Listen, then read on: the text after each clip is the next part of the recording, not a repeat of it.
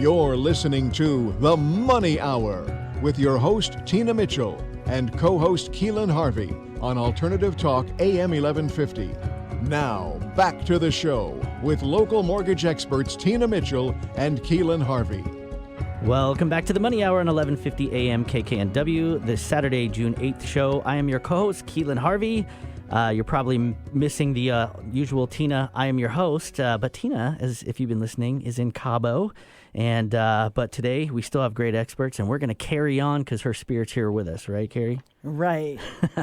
We are your local mortgage experts. We bring in studio each week the best of the best experts in our local market on everything money. We're here to help you in today's economy. If you're hearing our show at a different time or day, you are listening to a rebroadcast. We are here to answer your questions or connect you with the guests that we have in studio today. Please call the show at 1-855-400-1150. That's 1-855-400-1150. Or visit online at themoneyhour.com. Now in studio, we have Kari Haas of Kari Haas Real Estate Team. Windermere Real Estate, Bellevue Commons. Real change in our local real estate market. Thanks for coming into studio, Kari. Thanks for having me, Keelan. Now, a little bit about Kari. Kari exudes a passion for real estate and carries through to every client, whether you are a buyer, a seller, or both. Kari's business practices are steeped in philosophy of commitment, honesty, integrity, and excellence while loving her clients and developing a strong team to produce the best results. Prior to becoming a managing broker, Kari owned her own graphic design and marketing firm. 6 years ago, Kari brought her leadership and business expertise, her keen attention to detail and eye for beauty to the real estate industry, often exceeding client expectations and rising to top agent in her office. Kari specializes in selling for more and buying for less while managing the process and providing support, guidance, knowledge, and education so you feel confident from beginning to end. That's awesome, Kari. I love that. I love my clients, and I really love helping people sell their house and find their home. Well said in that. And we're talking today about real changes in our local real estate market, which is a real thing that's happening right now. We've all felt it. What is new in the real estate industry, and what do you see as the major factors that have contributed to these changes that we're seeing now? Well, there's really a lot going on right now. I think buyer and seller attitudes have changed for a number of different reasons. There's also been some location shifts with some of the companies moving around a bit, and we have somewhat of a heavy condo market which is causing some concern, but we've really got a booming housing market, and we're still seeing multiple offers there. The other thing that is happening is in 2020, we've got excise tax changing. It hasn't changed in a really long time, and that's causing some concern for people with higher valued homes, but is actually going to be an asset and a value to people with the lower valued homes. So that's, a few of the big items that come to mind. Yeah, we talked about that. A lot of policy changes, the condo thing, and the jobs. We've been talking about a lot of that, especially in Bellevue, the Amazons, the Facebooks, the REIs. I heard something about Expedia on the other side of the pond just recently. So it just seems like these tech companies are just flowing in here. And I know that changes the kind of dynamic of the market because, as we know, we follow employment. That's kind of how you follow the housing market. So things are getting a little crazy out there. What else have you noticed that's changed about buyers and sellers and moving around in this marketplace now that where we're at? Well, I think the buyers are more cautious this year than they were last year. They're not moving as quickly as they did in previous years, but the sellers are still expecting high percentage equity growth, which is slowed even in multiple offer situations, but is still growing. So comparing to what your neighbors sold for last year doesn't necessarily mean you'll get the same or more. And I think reality hasn't quite come together for some people. That makes sense. People kind of, that market that we had was so crazy, and it's like we can't cut the coat strings on it. They still have these different expectations, and the reality is the market is what the market is right now, not what it was last year. It is what it is right now, and how that applies to selling your home or purchasing a home. The past doesn't really matter, unfortunately. We have data, but that doesn't predict the future, right? It's so true. And it's really, people say, oh, well, it's a buyer's market now, but it's really not a buyer's market. There's not enough homes on market. Still, we have a shortage But we still are seeing, more reasonable growth. This is really the first time in a long time that we've had a more even market. Yeah. Really, since I think about 1998 is about the last time we had a balanced market. It's not quite balanced yet, but it is moving in that direction. And, I think that whether it's a buyer's or seller's market really depends on who you choose to represent you, because, you can easily botch a listing and agreed. sit on market for quite a long time and not sell for a good amount. And you can do it right from the beginning and make thousands more than your neighbor. So it really depends on, who you have on your team. And that's why we have experts like Kari. So if you're out there, reach out to Kari. We're talking about your future, your family. I've seen a lot of mistakes happen, and there's a lot of kind of, I don't want to call them amateur, but you got to start somewhere. So out of full respect for people, but that experience makes such a big difference on making sure that you have, everything in perspective. Don't you think? Well, experience and also, a proven track record, because, there's lots of people who have much more years in the market than others, including myself. Yeah. However, you have to have a good track record of being able to negotiate and market successfully, for your client's benefit. Mm-hmm. And, that puts a lot more in people's pocket than, just that experience of years. You really need to look at what their experience is in the current marketplace and, look at Zillow reviews and check with your friends and look at,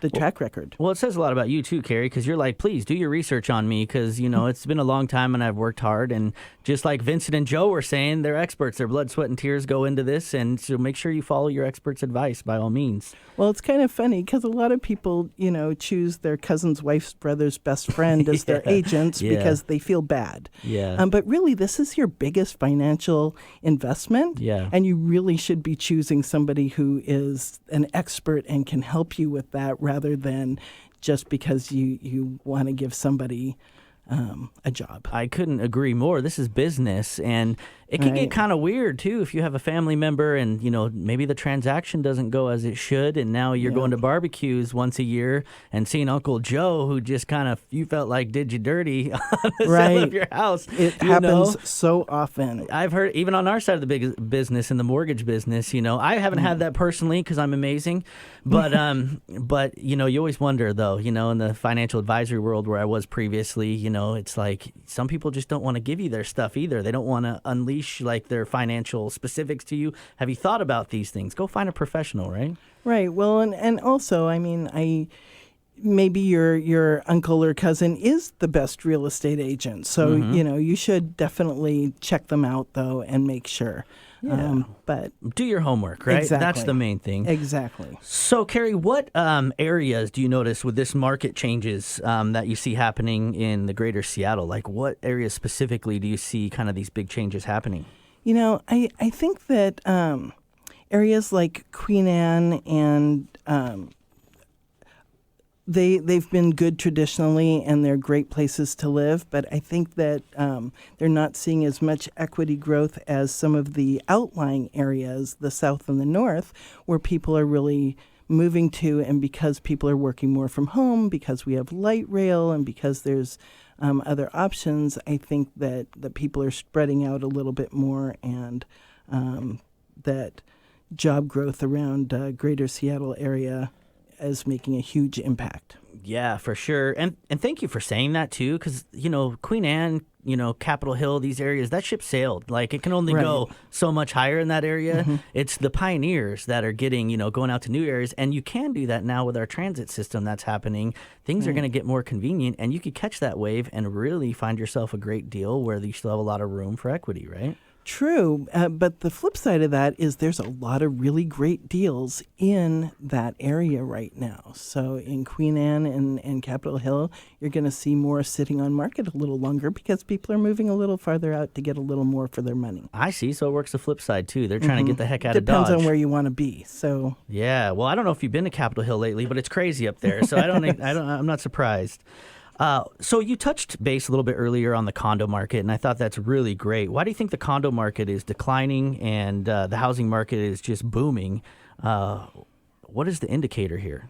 Well, due to the stringent time limits on filing construction defect lawsuits, many HOAs were filing just to get in line just in case there was an issue. So builders started building apartment complexes instead of condos because it was just costing them too much. And so now that those apartment complexes have been, built for over 3 to 5 years, and they're out of the time limit that they could have that, they're being converted to condos. So there's just a huge amount of inventory coming online, and I think that it's causing condos not to lose a tremendous amount of value, but to lose a little bit of steam over houses. And it is still providing a much needed relief, though, because we need places for first-time home buyers to be able to buy, and we need places for older people to be able, or people who want to downsize, to be able to downsize to. And we weren't seeing that before. So we did have a shortage on condos,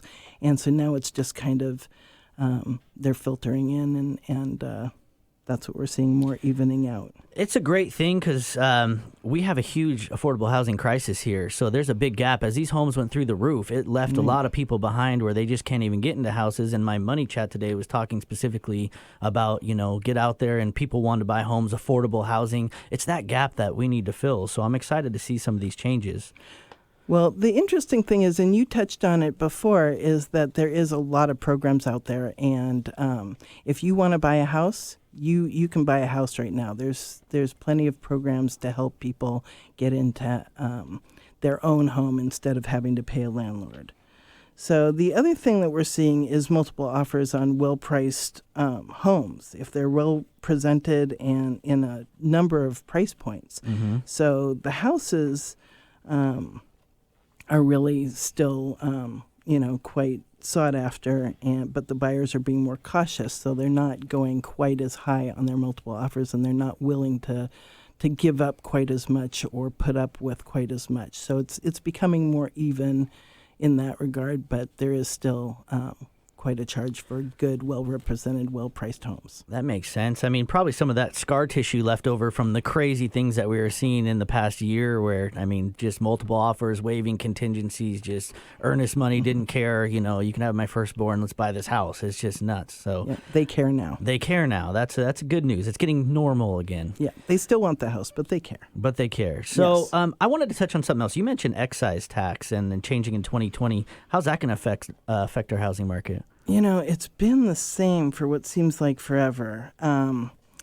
So it's a good thing for those with homes under $1.5 million, and a fantastic thing for those under $500,000. That excise tax is actually decreasing. I don't know when you've seen them decrease taxes, but that's what's happening there. But for homes over $1.5 million, and particularly homes over $3 million, the excise tax hike is a painful hit. Yeah. It's going to cause some confusion. It's important to have a good broker who can lead you through the changes and make sure you're looking at all of your options when considering selling at that level. I think the difference on selling a $3.5 million home, I think the excise tax is in the neighborhood of $62,000 or right about there right now. But in 2020, that number is going to be $92,000. So that is a huge extra hit. And, some of you are thinking, well, you have a house at $3.5 million. I can assure you that it's still a tough hit. That's a full percent. Gotcha. Well, we got 1 minute left, Kari. Unfortunately, I wanted to ask you before we go here, the summertime is coming, it's here basically, and it's getting nicer, weather's turning, and we always hear about the summertime selling and that type of thing. Should sellers hold off on selling over the summer, or should they take advantage of kind of the hot market right now and get on the market as soon as possible? It's always a good time to sell. Right now, it's actually still a hot market. Usually it slows down in the summer, but I'm definitely still seeing an uptick in activity. And I say, you should go ahead and get a good broker to represent you and get on market. I love it. Kari, you're such a great wealth of knowledge. Thank you so much for coming on the show. We're definitely going to have you back. Thank you for coming on the show. Wonderful. Thanks so much. Me and my team love to help people, and we love to be a part of your show. So thanks for having us, and hopefully Tina's having a good time in Cabo. Hopefully, right? I'm sure I know Tina, she's having a good time in Cabo, trust me. This is your host, Keelan Harvey. Poor Tina's in Cabo. I mean, I feel terrible for her enjoying the tropical weather and having a great time, but we love you, Tina. We'll see you next week. Your local mortgage expert signing off for the day. Enjoy your Saturday, and I look forward to talking money with you next Saturday right here on 1150 AM KKNW.